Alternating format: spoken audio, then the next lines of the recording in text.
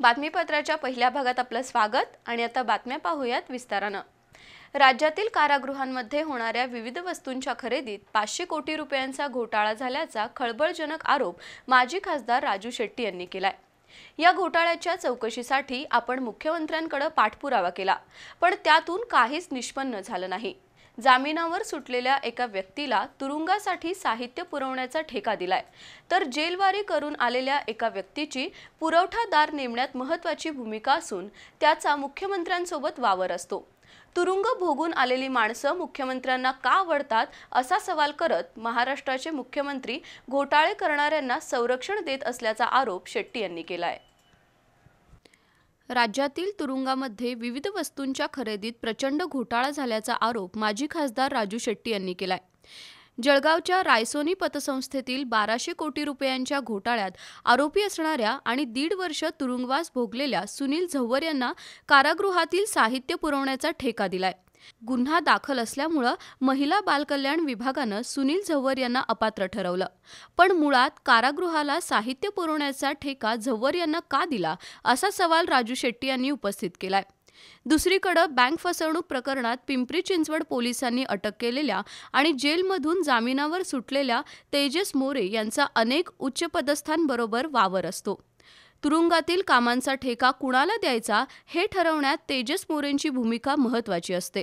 तत्कालीन तुरुंग महानिरीक्षक अमिताभ गुप्ता आणि अतिरिक्त महानिरीक्षक जालिंदर सुपेकर यांचेही या घोटाळ्यात हितसंबंध गुंतले आहेत। पंचतारांकित हॉटेलमधील दरापेक्षा जादा दर जेलमधील साहित्यासाठी लावले असून त्यातून तब्बल 500 कोटी रुपयांचा घोटाळा झाल्याचा आरोप राजू शेट्टी यांनी केलाय। जेलमध्ये ज्या वेगवेगळ्या वस्तू खरेदी केल्या जातात त्या खरेदीमध्ये 500 कोटीहून अधिक घोटाळा झालेला हे वेळोवेळी पुराव्यानिशी मी सिद्ध केलं आहे। जवळजवळ 3-4 महिन्यापासून मी सातत्यानं पत्रव्यवहार करतोय। मुख्यमंत्र्यांच्या कार्यालयाला कळवलं, राज्याच्या मुख्य सचिवांना मी 3 वेळा जाऊन भेटलो, सगळे पुरावे त्यांना सादर केले, चौकशीचं आश्वासन त्यांनी दिलं, परंतु त्यातून निष्पन्न काहीच होत नाही आणि याच्यामागे असणारे जे कोणी असतील त्याला पाठीशी घालायचंच काम चालू आहे असं एकूणच वातावरण मला जाणवायला लागलेलं आहे।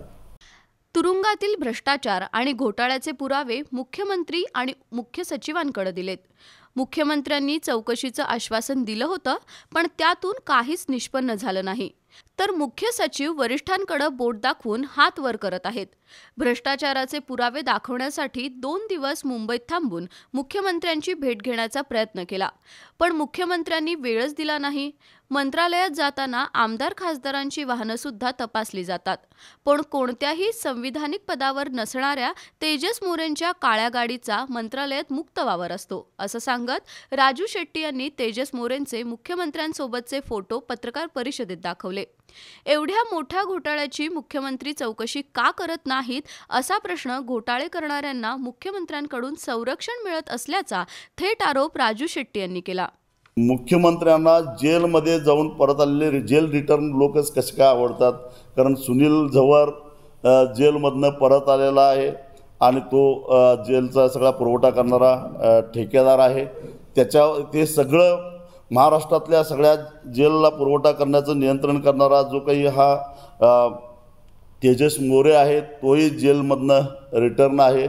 म्हणजे जेलमध्ये गेल्यानंतर मुख्यमंत्र्यांना ह्याची जबाबदारी नाकारता येणार नाही, कारण महाविकास आघाडीचा 2.5 वर्षाचा कालावधी वगळता गेल्या 8 वर्षापासून म्हणजे मागच्या 10 वर्षापासून त्यातलेच 2.5 वर्ष सोडली तरी गृह खातं हे त्यांच्याकडेच आहे आणि त्यामुळं मला त्याच्यामध्ये काय चाललं आहे माहीत नाही, मी माहिती घेतो असं मुख्यमंत्र्यांनी म्हणायचं काही कारण नाही। याचाच अर्थ या सगळ्या लोकांना ही घोटाळे करणारे जे लोक आहेत त्या लोकांना मुख्यमंत्र्यांचं संरक्षण आहे। कारागृहामधील वस्तू पुरवठ्याचा ठेका घेण्यासाठी 40 कोटींचं नेटवर्क आणि 100 कोटींची उलाढाल असण्याची अट जाणीवपूर्वक ठेवण्यात आली आहे. त्यातून छोट्या पुरवठादारांना अपात्र ठरवलं. सेंट्रलाइज ठेका देणार असून वाढीव दराची निविदा मंजूर केली.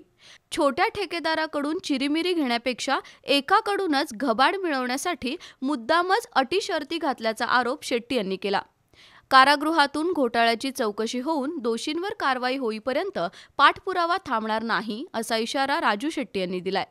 पत्रकार परिषदेला अजित पवार, विक्रम पाटील, राजू पाटील, राजू तारळेकर उपस्थित होते.